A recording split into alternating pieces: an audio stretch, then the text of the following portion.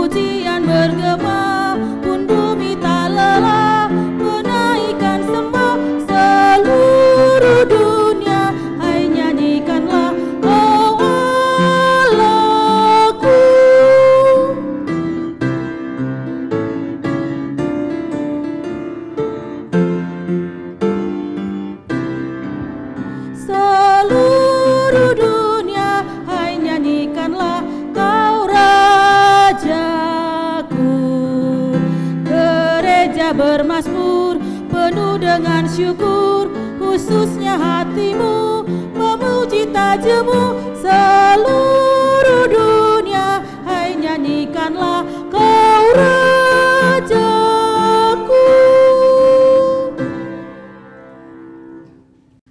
Kebaktian ini terjadi karena pertolongan kita di dalam nama Tuhan yang menjadikan langit dan bumi.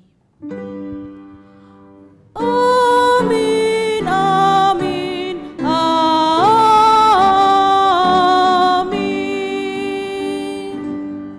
Berbahagialah saudara yang datang dalam nama Tuhan, Tuhan beserta saudara.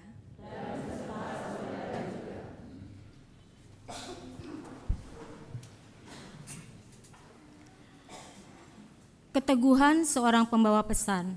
Melalui tema ini, umat diajak dapat menyadari bahwa pembawa pesan kabar baik dan undangan pertobatan dapat menghadapi penerimaan maupun penolakan.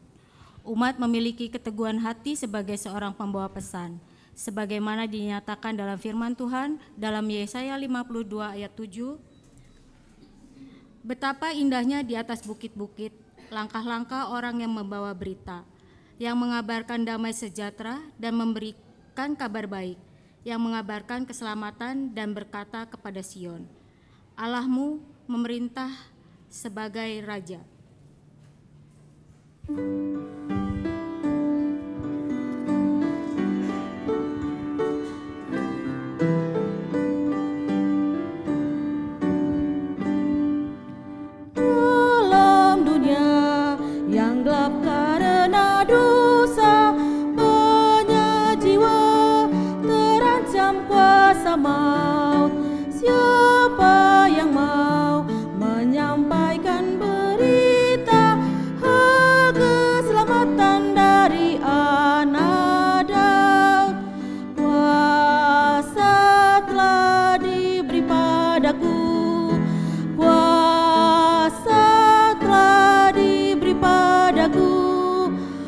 Masyurkanlah Injil ke seluruh dunia, selalu ku besertamu.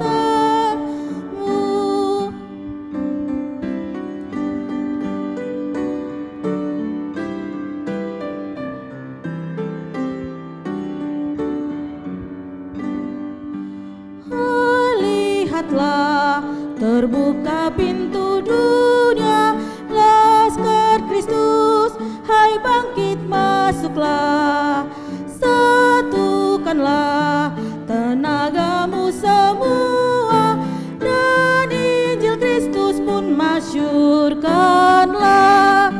Kuasa telah diberi padaku, kuasa telah diberi padaku, masyurkanlah Injil ke seluruh dunia, selalu ku besertamu.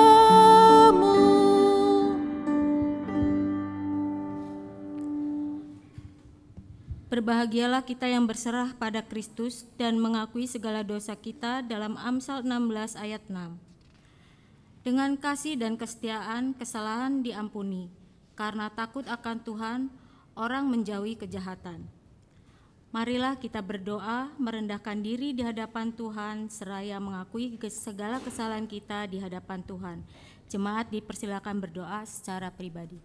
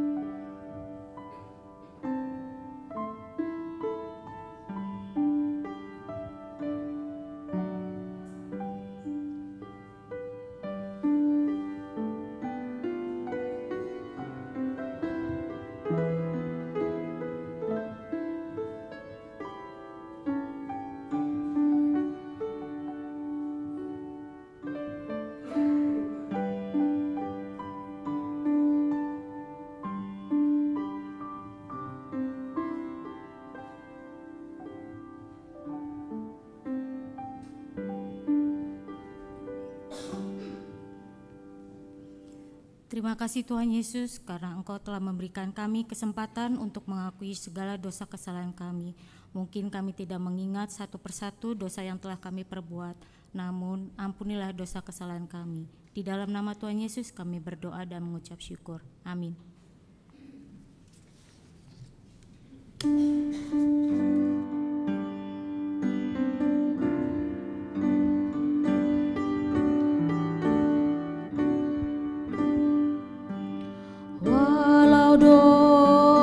Dosamu merah akan putih dan bersih, walau dosamu merah akan putih dan bersih, walaupun merah berkirmisi kan putih bersih, walau dosamu merah, walau dosamu merah akan putih dan bersih, akan putih dan bersih.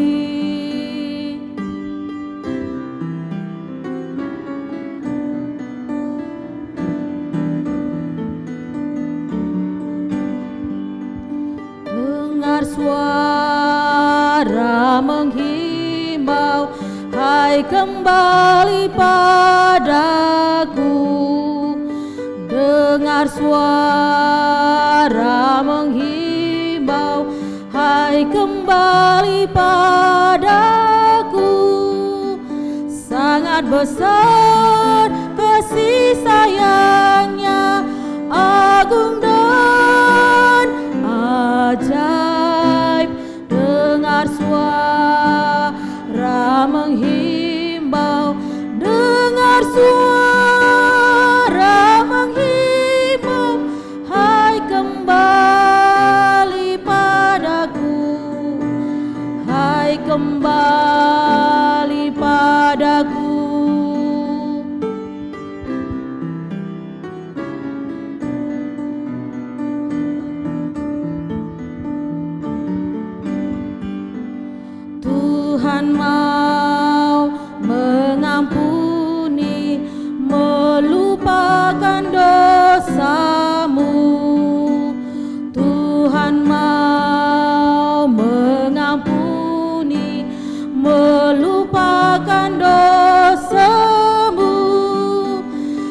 Pandanglah aku, wahai umat, sabda Tuhanmu. Tuhan mau mengampuni, Tuhan mau mengampuni, melupakan dosamu, melupakan dosamu.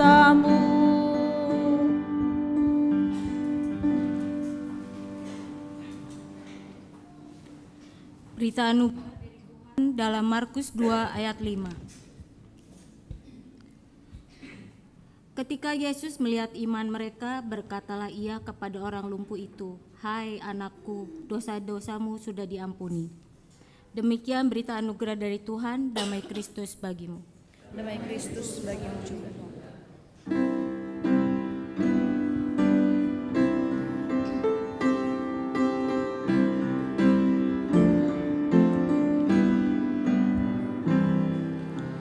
Yesus berfirman, "Akulah roti hidup bagi manusia, roti hidup bagi manusia, roti hidup bagi manusia." Yesus berfirman, "Akulah roti hidup bagi manusia."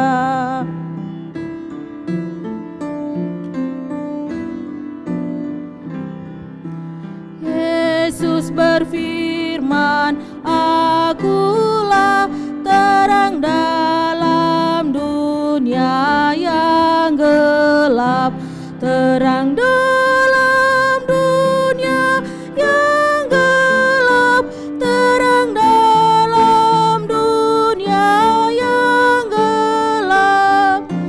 Yesus berfirman, "Akulah terang dalam dunia yang gelap."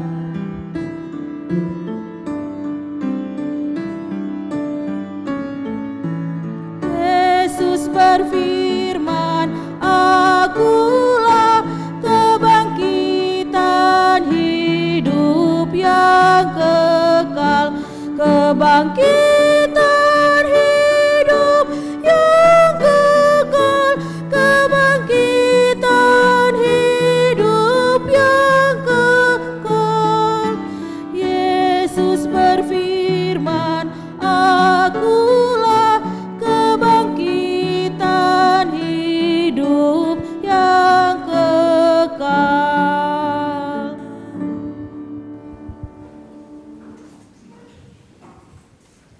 Mari kita berdoa. Tuhan, Engkau adalah roti kehidupan kami. Engkau pun ada terang dalam setiap perjalanan kehidupan kami. Tuhan, kami menyadari kami manusia yang seringkali masuk dalam kegelapan, tapi hari ini kami yakin Tuhan, ketika kami membaca dan merenungkan firman Tuhan, ketika kami telah mempersiapkan diri kami, hati kami, pikiran kami untuk tertuju kepada Tuhan, maka firman Tuhan akan hidup kekal dalam hidup kami, yang akan menolong kami untuk menjadi pelaku-pelaku firman-Mu yang hidup dan nyata di dunia ini ya Bapa. Bersabdalah kepada kami sebab kami siap menyambut firman. Di dalam nama Tuhan Yesus Kristus kami berdoa. Amin.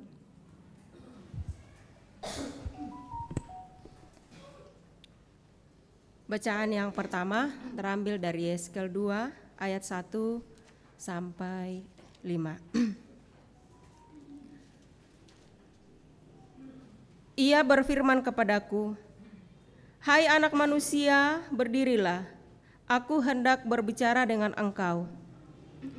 Sementara ia berbicara dengan aku, roh meliputi aku dan menegakkan aku. Kemudian aku mendengar dia yang berbicara dengan aku.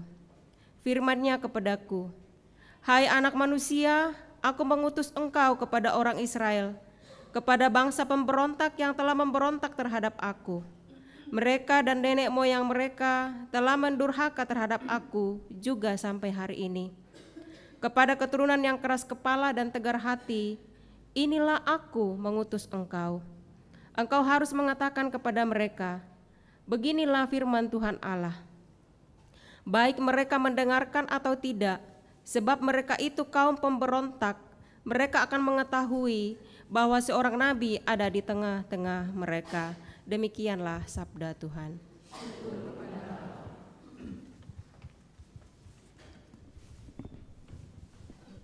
Jemaat sekalian, marilah kita menanggapi bacaan pertama dengan bermazmur dari Mazmur 123.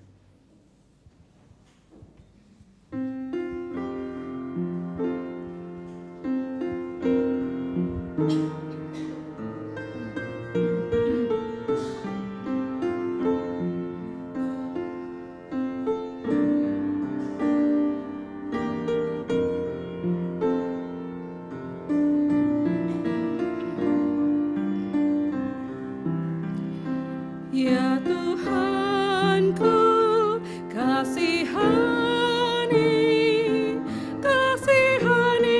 kami Tuhan, sebab kami sudah cukup kenyang dengan penghinaan.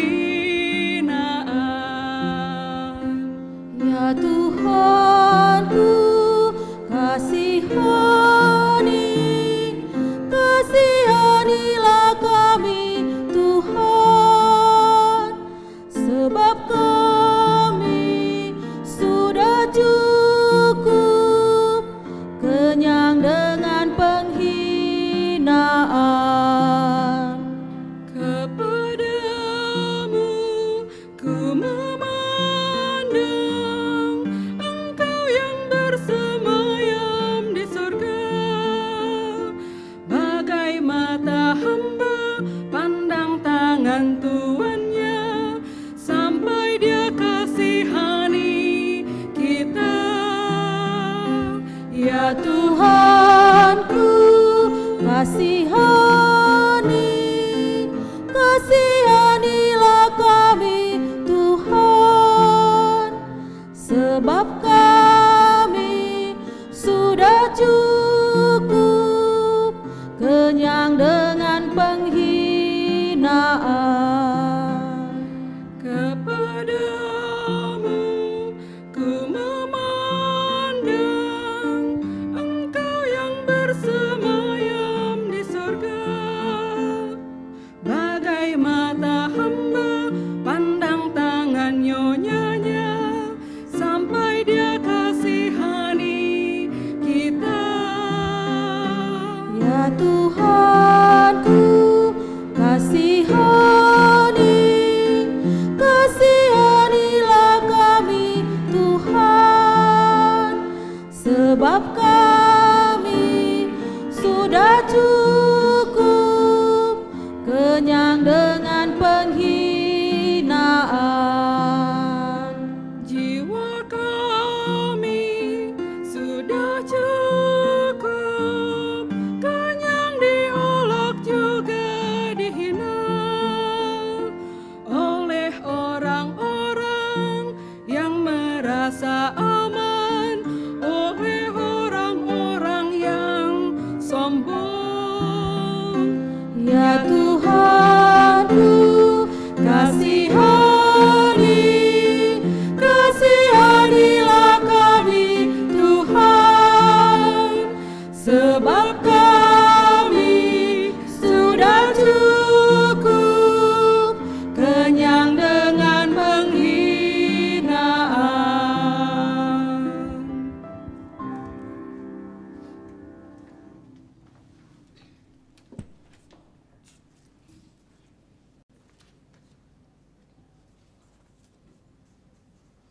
Bacaan kedua diambil dari 2 Korintus 12 ayat 2-10. 2 Korintus 12 ayat 2-10. Aku tahu tentang seseorang di dalam Kristus 14 tahun yang lampau, entah di dalam tubuh aku tidak tahu, entah di luar tubuh aku tidak tahu, Allah yang mengetahuinya. Orang itu diangkat ke tingkat yang ketiga dari surga. Aku juga tahu tentang orang itu, entah di dalam tubuh, entah di luar tubuh, aku tidak tahu. Allah yang mengetahuinya. Ia diangkat ke Firdaus dan ia mendengar kata-kata yang tak terkatakan, yang tidak boleh diucapkan manusia.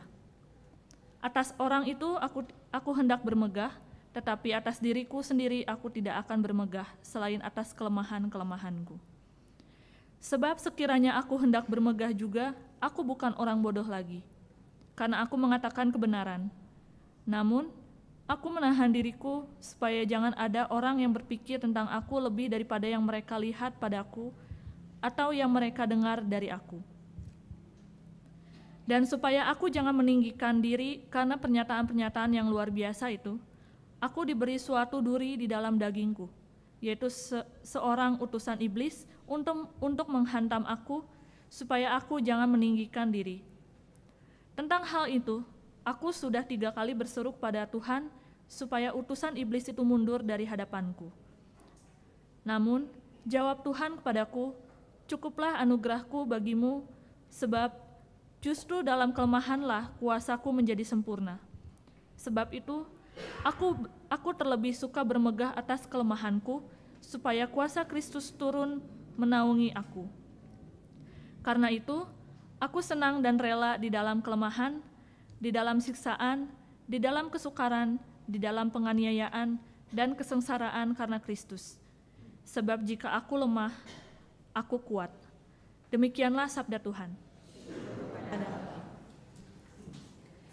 Injil Tuhan kita Yesus Kristus menurut Markus pasal 6 ayat 1 sampai 13.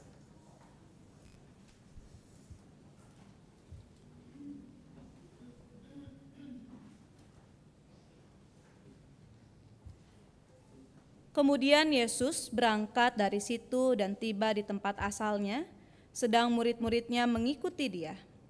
Pada hari Sabat ia mulai mengajar di rumah ibadat dan banyak orang takjub mendengarnya dan berkata, "Dari mana orang ini memperoleh hal-hal itu?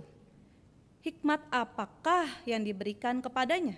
Bagaimanakah mukjizat-mukjizat yang demikian dapat diadakan oleh tangannya? Bukankah ini tukang kayu, anak Maria, saudara Yakobus, Yoses, Yudas, dan Simon? Bukankah saudara-saudaranya yang perempuan ada di sini bersama kita?" Lalu mereka kecewa dan menolak dia. Yesus berkata kepada mereka, "Seorang nabi dihormati di mana-mana kecuali di kampung halamannya, di antara kaum keluarganya, dan di rumahnya. Ia tidak dapat mengadakan satu mukjizat pun di sana, kecuali menyembuhkan beberapa orang sakit dengan meletakkan tangannya di atas mereka. Ia merasa heran karena mereka tidak percaya. Lalu Yesus berjalan keliling dari desa ke desa sambil mengajar. Ia memanggil ke-12 murid itu dan mulai mengutus mereka berdua-berdua. Ia memberi mereka kuasa atas roh-roh jahat dan berpesan kepada mereka supaya jangan membawa apa-apa dalam perjalanan mereka, kecuali tongkat saja, roti pun jangan, kantong perbekalan pun jangan, uang dalam ikat pinggang pun jangan. Boleh memakai alas kaki, tetapi jangan memakai 2 baju. Katanya kepada mereka, kalau di suatu tempat kamu masuk ke dalam suatu rumah, tinggallah di situ sampai kamu berangkat dari situ. Kalau ada suatu tempat yang tidak menerima kamu dan tidak mendengarkan kamu, keluarlah dari situ dan kebaskanlah debu yang di telapak kakimu sebagai kesaksian terhadap mereka. Lalu pergilah mereka memberitakan bahwa orang harus bertobat. Dan mereka mengusir banyak setan dan mengoles banyak orang sakit dengan minyak dan menyembuhkan mereka. Demikianlah Injil Yesus Kristus. Berbahagialah mereka yang mendengarkan firman Allah dan memeliharanya. Haleluya.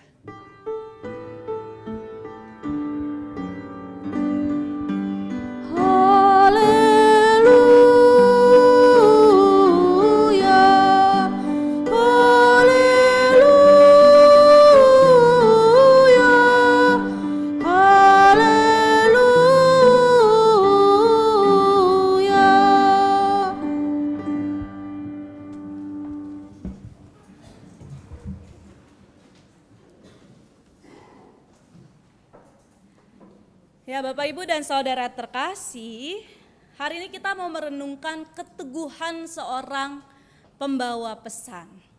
Tapi sebelum kita pada tema, saya mau tanya dulu nih Bapak Ibu. Hal yang biasa dilakukan sebelum meninggalkan rumah. Tadi sebelum ke gereja, Bapak Ibu, apa yang Bapak Ibu lakukan? Berdoa, mandi, cuci baju, kunci pintu, makan, matiin kompor. Apalagi Bapak Ibu?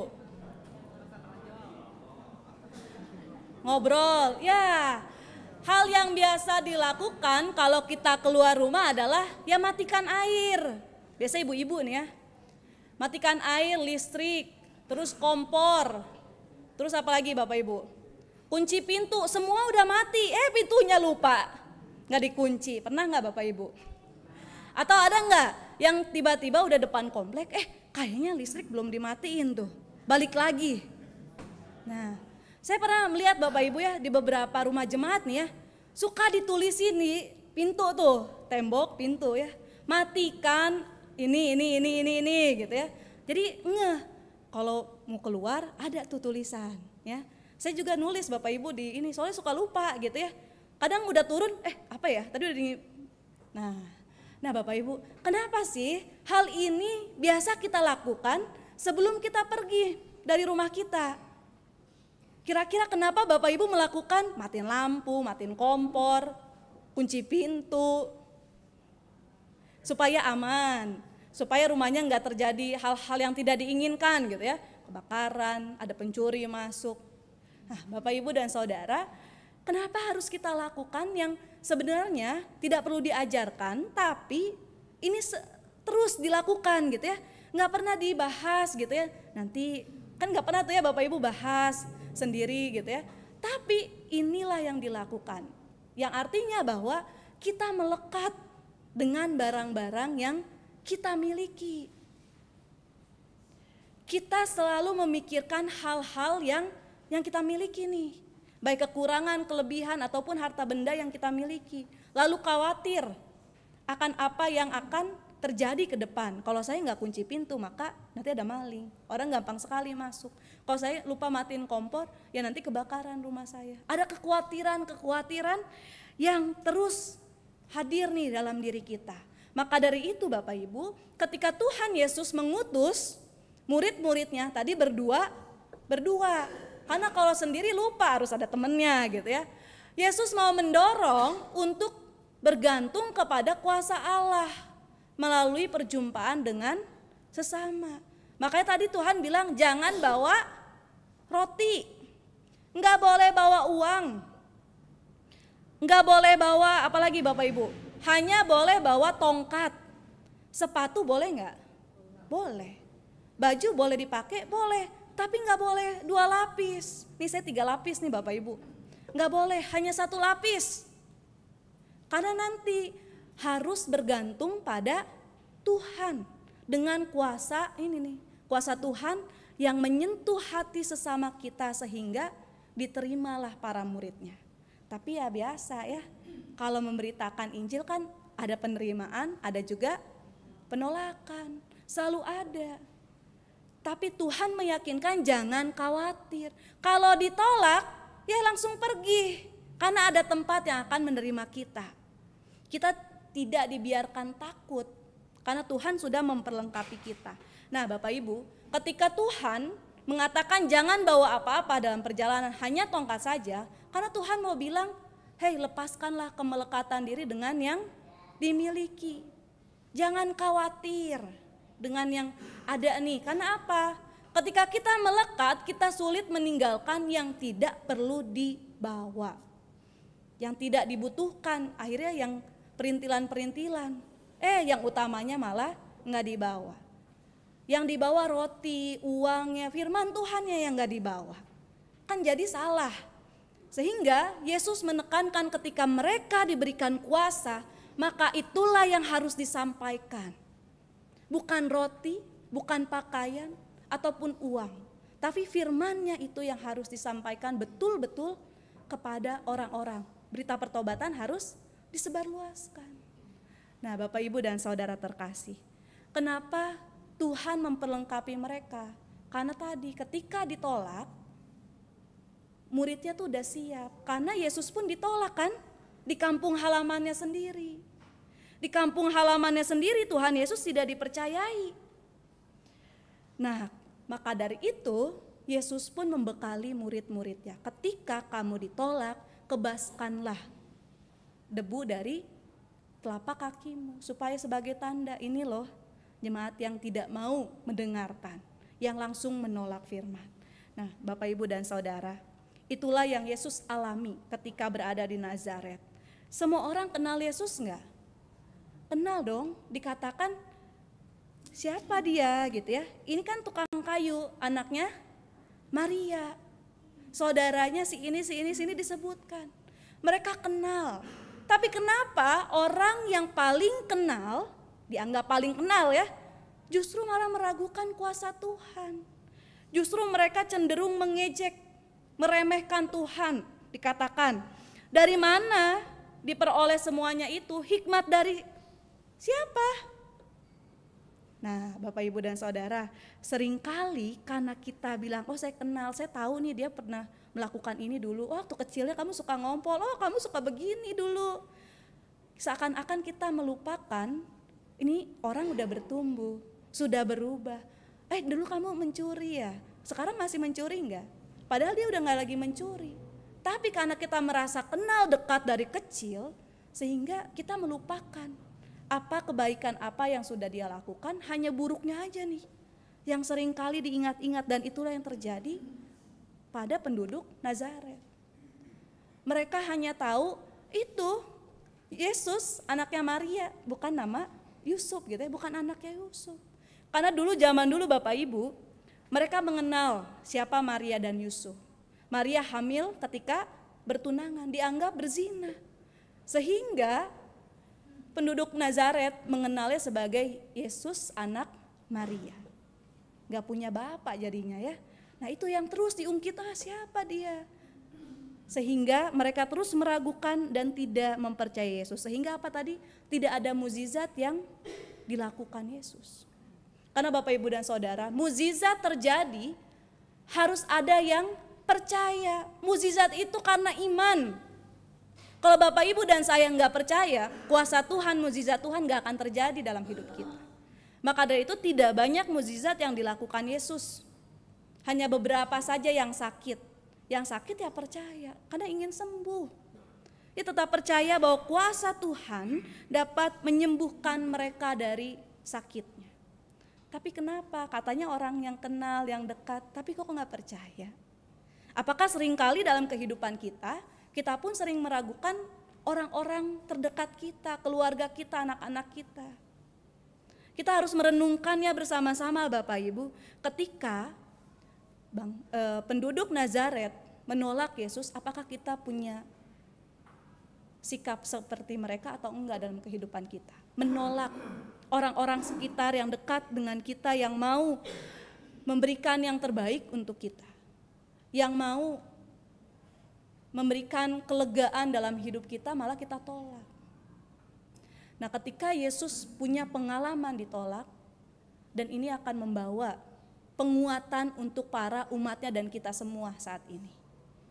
Bapak Ibu ingat gak dulu kisah-kisah zaman dulu gitu ya, kenapa ada kekristenan di Indonesia? Itu kan karena ada penginjilnya, ada misionarisnya.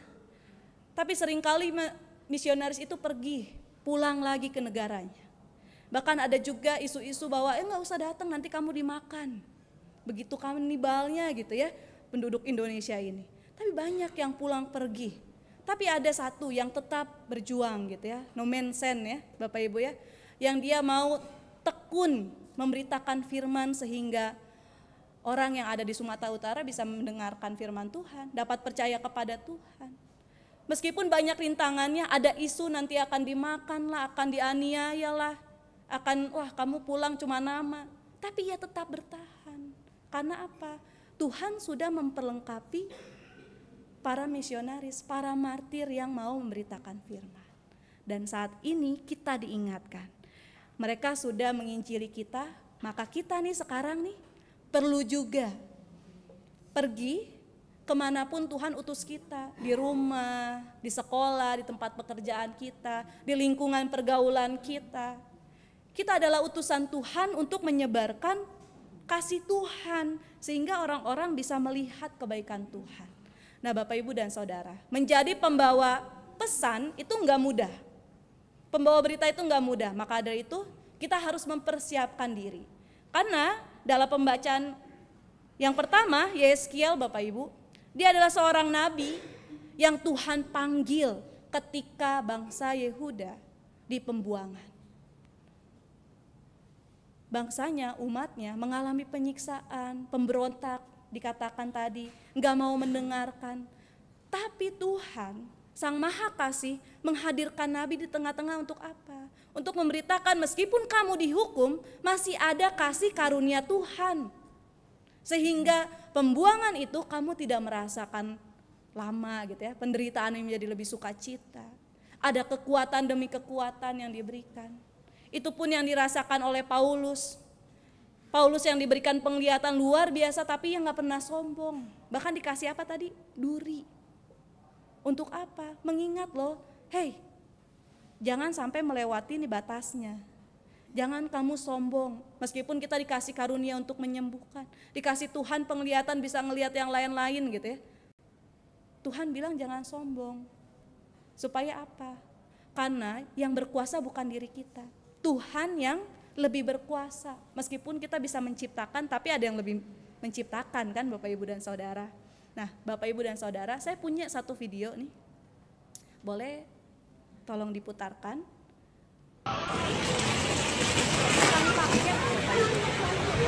Masalah ekstrim banget ini jalanan. Masa di nyebrang sini sih. Bismillahirrahmanirrahim. Ya Allah.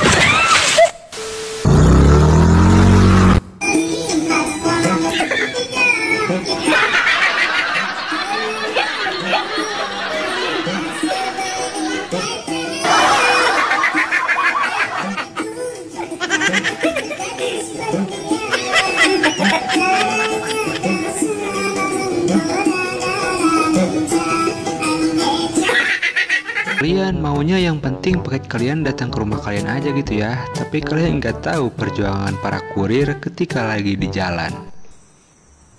Ket kono ke mlebu ket tikungan ke papat. Jelek-jelek lah pas tikungan iki. Engkleng mlebu siji langsung ora teko menggok kene. Sret no langsung celup ning kono kae. Tak col langsung bablas cuk. Klik bar gigik papa langsung cekrek yang siji del langsung rene madar. Dengarkanlah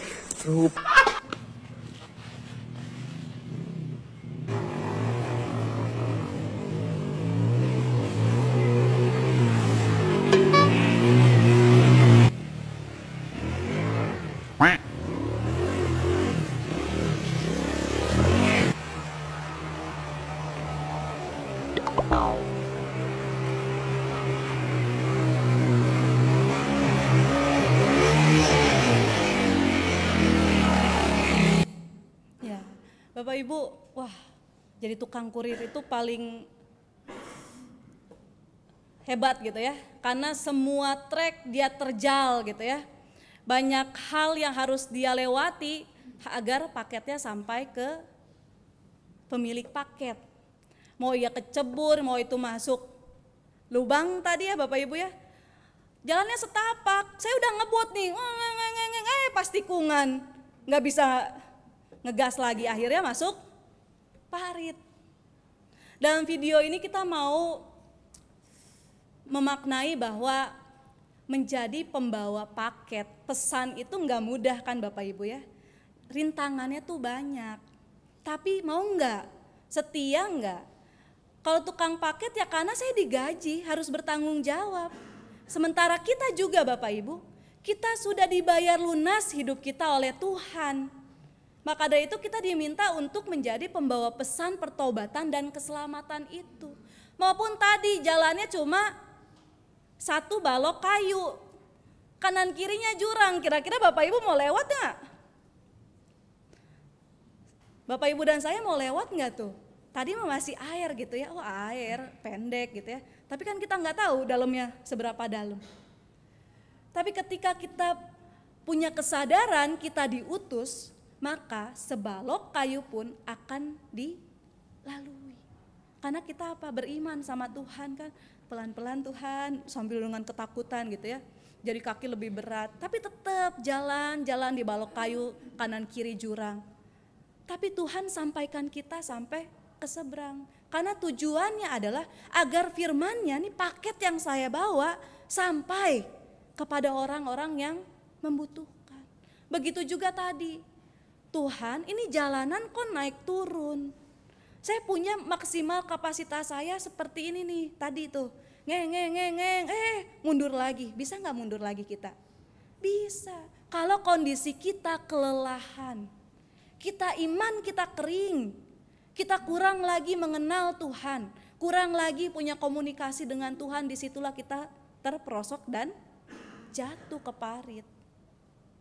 Bapak Ibu dan Saudara, ketika hidup kita sedang kering misalnya gitu ya, iman kita merasa kok kurang ya Tuhan, maka mari Bapak Ibu dan Saudara, mari kita kembalikan semangat murid Kristus dengan apa?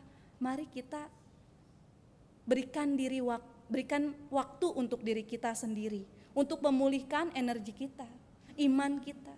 Seperti tadi tuh dalam video kedua, aduh ini paket gak habis-habis, akhirnya apa tadi? Jogetin aja gitu ya.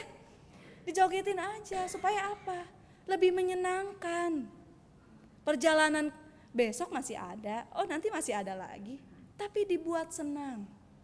Ada waktu-waktu di mana kita membutuhkan menyendiri dan fokus kepada Tuhan, diisi kembali oleh Tuhan, sehingga kita bisa semangat lagi menyebarkan Injil. Itu yang Tuhan lakukan kepada Yehezkiel.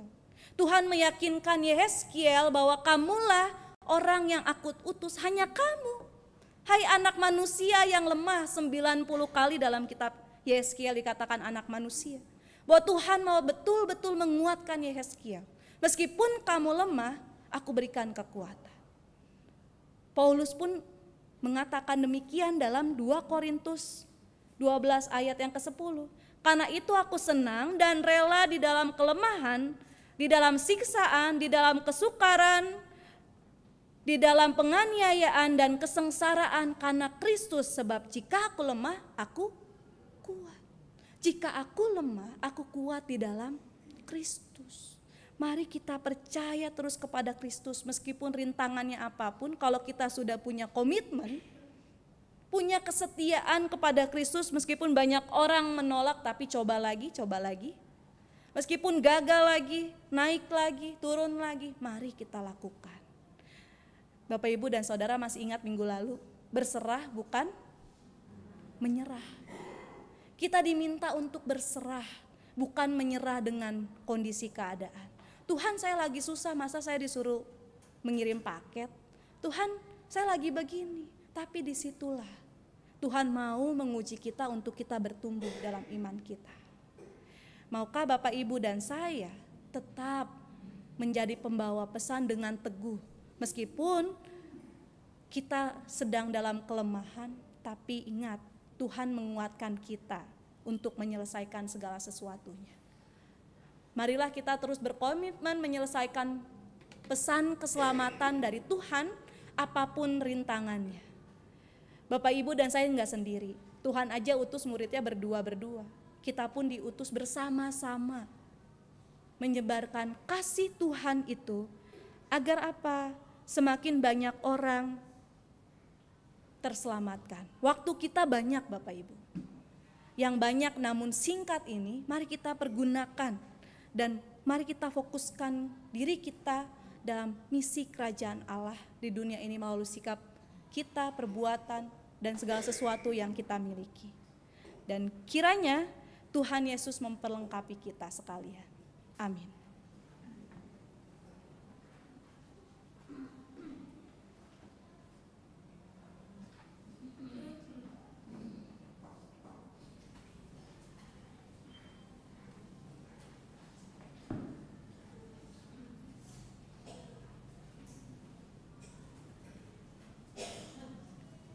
Kita akan mendengarkan persembahan pujian dari Komisi Lansia Paduan Suara Kasih.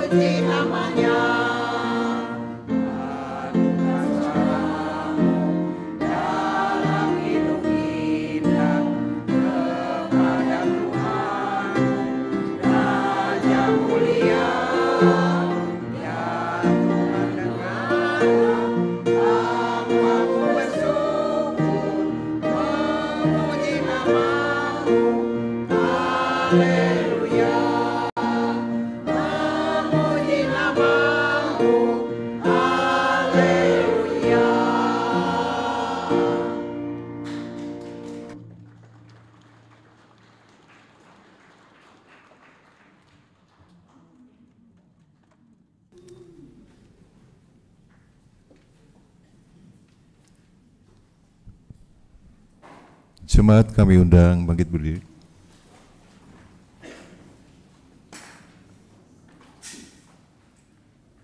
Marilah kita bersama dengan umat Allah di masa lalu, masa kini dan masa depan, mengingat janji baptisan kita dengan mengikrarkan pengakuan iman rasuli demikian. Aku percaya pada Allah, Bapa yang Maha Kuasa, Hak langit dan bumi, dan pada Yesus Kristus, Anak yang tunggal Tuhan kita, yang dikandung daripada Roh Kudus, lahir dari anak darah Maria, yang berita Sarah, di bawah pemerintahan Pontius Pilatus, disalibkan, mati dan kuburkan, turun dalam kerajaan maut. Pada hari yang ketiga, bangkit pula dari antara orang mati, naik surga, duduk sebelah kanan Allah, Bapa yang Maha Kuasa, dan dari sana ia akan datang untuk menghakimi orang yang hidup dan yang mati.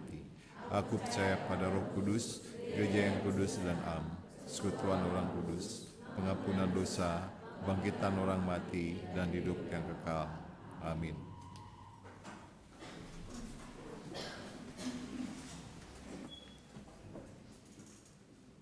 Mari kita berdoa syafaat. Ya Tuhan, kami kembali diingatkan bahwa Tuhan mengutus kami ke dunia ini. Tuhan juga yang mengingatkan kami bahwa firman Tuhan, pesan pertobatan, keselamatan, harus diberitakan apapun rintangannya. Ya Tuhan, kami mau belajar serius dan berkomitmen penuh kepada Tuhan, agar setiap orang dapat terus dekat dengan Tuhan dan bergantung hidupnya kepadamu ya Bapa. Ya Tuhan, kami juga sebagai jemaat Tuhan, kami mau saling bergandeng tangan, menolong satu dengan yang lainnya untuk misi kerajaan Allah di dunia ini. Dan kiranya juga Tuhan, Engkau juga yang menolong saudara-saudara kami yang saat ini masih sedang berjuang terus bersama-sama dengan Tuhan untuk memulihkan kondisi kesehatannya. Kami mau berdoa untuk Ibu Tan Meyun, untuk Bapak Batara, untuk Bapak Charles, untuk Ibu Konstantia, untuk Ibu Nani, untuk Penatua Eko, untuk Saudara Pamatida, untuk Penatua Kriswanto, untuk Saudari Siani, untuk Bapak Supardi, dan untuk saudara-saudara kami yang tidak dapat kami sebutkan satu persatu. Kiranya Tuhan, pengharapan pemulihan selalu hadir dan selalu diimani oleh saudara-saudara kami hanya di dalam Yesus Kristus. Pemulihan dapat terjadi, dan kami yakin dan percaya setiap usaha pemulihan, pengobatan Tuhan yang berkati, karena itulah adalah cara Tuhan mengasihi mereka.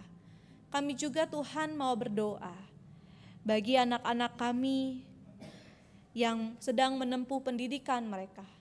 Kami bersyukur dan terima kasih Tuhan, Engkau boleh memberikan kesempatan anak-anak kami naik tingkat, dan kiranya di tempat yang baru, di tempat sekolah di mana mereka akan melanjutkan pendidikan mereka dengan teman-teman, guru-guru yang baru, lingkungan yang baru, anak-anak kami boleh juga dapat menjadi berkat dan memberkati banyak orang ya Bapa. Dan kiranya juga Tuhan, hikmat-Mu, kebijaksanaan-Mu, dan kiranya kepintaran-Mu dapat mereka kelola dengan baik dan mengembangkan setiap kemampuan yang ada dalam diri mereka. Dan kami juga mau berdoa Tuhan untuk saudara-saudara kami dan tenaga kesehatan yang saat ini masih berjuang untuk memulihkan saudara-saudara kami. Kiranya Tuhan yang menolong mereka dalam pelayanan mereka. Kiranya juga Tuhan yang memberkati keluarga mereka, agar mereka pun boleh dengan sabar menunggu saudara-saudara kami, tenaga kesehatan pulang ke rumahnya masing-masing. Dan kami juga mau berdoa Tuhan, bagi masyarakat di lingkungan gereja kami, kiranya kami boleh hidup rukun dan kami boleh bekerja sama untuk memuliakan nama Tuhan dalam setiap kegiatan dan program gereja kami, agar bukan hanya berdampak untuk diri kami tapi juga masyarakat yang kami layani ya Bapa. Kami juga mau berdoa untuk pembangunan gereja kami. Kiranya kami boleh turut selalu bergumul, berjuang, dan kiranya juga Tuhan yang memberkati proses yang sedang dilakukan tentang perizinan dan lainnya. Kiranya Tuhan yang memberkati panitia yang menolong kami untuk membangun gereja kami ya Tuhan. Dan kiranya Tuhan juga memberkati dan memberikan keamanan dan kedamaian dunia dan keutuhan NKRI. Kiranya Tuhan kedamaian-Mu terus ada, dan kiranya kami boleh membawa damai agar tidak terjadi peperangan atau perpecahan. Tuhan juga yang menolong para pemimpin negara kami agar mereka boleh dengan bijak menjalankan negara kami. Ya Tuhan, tanpa Tuhan kami mungkin tidak bisa bertahan menghadapi hari-hari ke depan yang sulit. Maka dari itu Tuhan, kami mau berserah penuh kepada Tuhan, Sang Pemilik kehidupan kami yang selalu memberikan kami kekuatan. Inilah doa syafaat kami ya Bapa. Kiranya doa ini Engkau dengar, dan kiranya kami pun dapat terus berusaha agar setiap doa bukan hanya sebatas ucapan, tapi juga dapat terjadi dalam kehidupan kami sehari lepas sehari. Di dalam nama Tuhan Yesus Kristus kami berdoa dan mengucap syukur. Amin.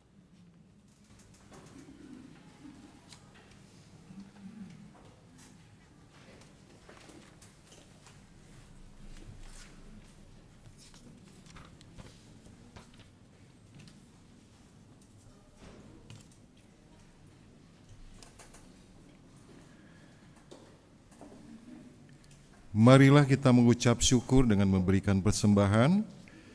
Nats persembahan diambil dari 2 Korintus 8 ayatnya yang ke-14. Aku memegahkan kamu kepadanya, dan kamu tidak mengecewakan aku. Kami senantiasa mengatakan apa yang benar kepada kamu. Demikian juga apa yang kami megahkan di hadapan Titus sudah ternyata benar.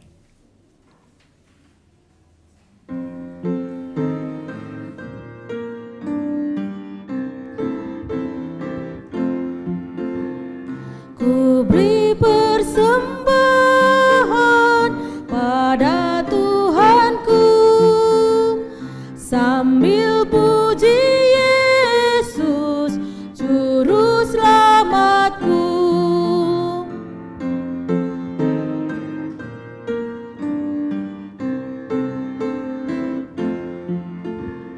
Dengan sukaria ku beri padamu dan merasa kaya dalam Tuhanku.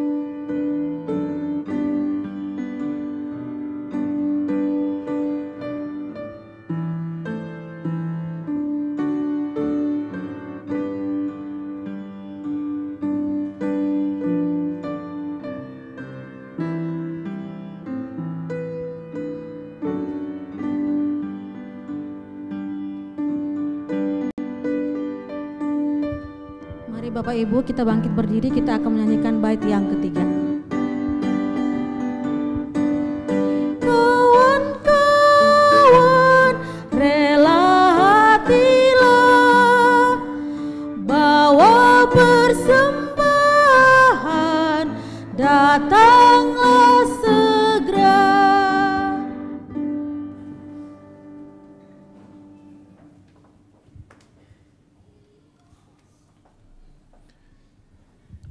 Mari kita berdoa.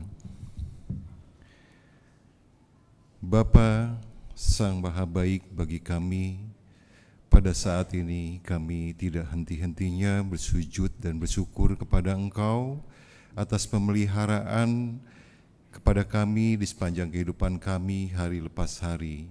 Dan pada saat ini Tuhan, kami telah berkumpul di tempat ini, telah memuji nama-Mu, mohon ampun dosa, dan sebentar juga kami akan melakukan perjamuan kudus sebagai tanda kesetiaan kami untuk mengingat Engkau Tuhan. Kami mengucap syukur karena Engkau memberikan kesempatan kepada kami, dan pada saat ini kami semua telah siap untuk melakukan perjamuan kudus. Dan sebagai tanda ucapan syukur atas pemeliharaan Engkau, pada saat ini juga di tengah-tengah kami telah kami kumpulkan uang persembahan kami, tanda ucapan syukur atas pemeliharaan Tuhan di sepanjang kehidupan kami.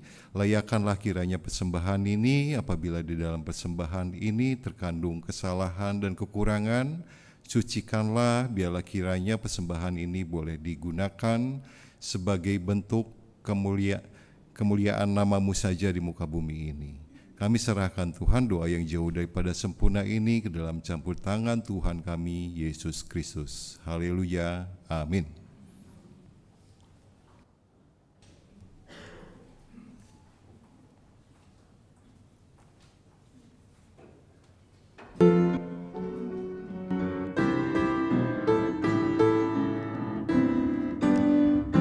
Sungguh inginkah Engkau lakukan hal besar, jangan tunggu tiba saatnya.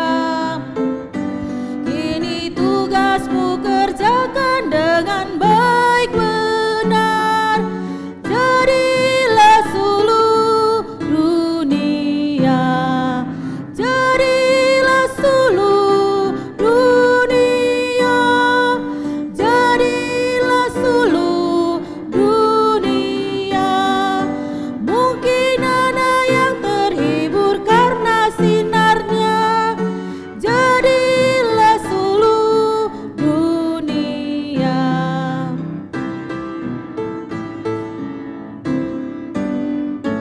Kau dapat mengenyangkan awan yang gelap, bagi hati susah dan resah.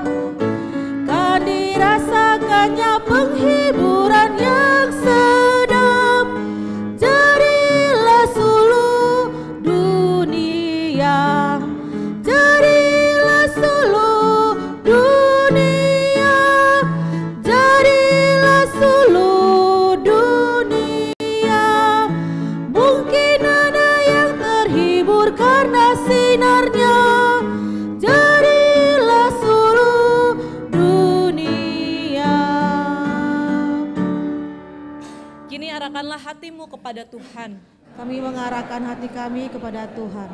Jadilah saksi Kristus. Syukur kepada Allah, Terpujilah Tuhan. kini dan selamanya. Kinilah terima berkat dari Tuhan. Tuhan memberkati engkau dan melindungi engkau. Tuhan menyinari engkau dengan wajahnya dan memberikan engkau kasih karunia. Tuhan menghadapkan wajahnya kepadamu dan memberikan engkau damai sejahtera dari sekarang sampai selama-lamanya. Amin.